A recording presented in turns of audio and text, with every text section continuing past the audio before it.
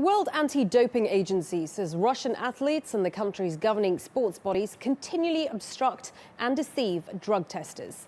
The agency also accuses Russia's security service of intimidating members and tampering with samples.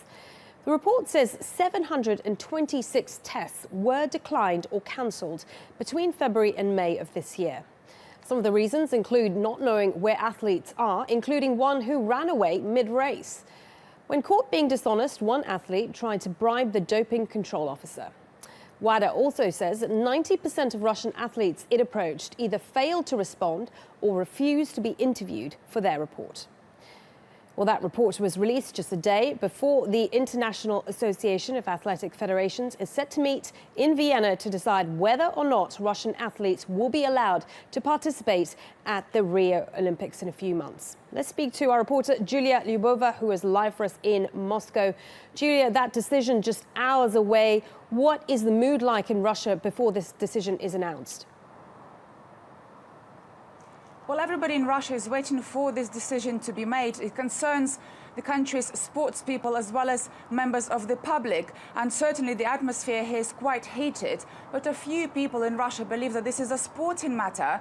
People believe that this is some kind of a Western-inspired campaign against the country. People have spoken to on the streets, believe that this is some kind of a conspiracy, is politically motivated, and so on.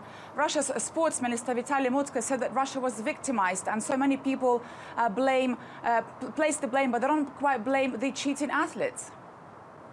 And if they are banned from Rio, what is the reaction likely to be?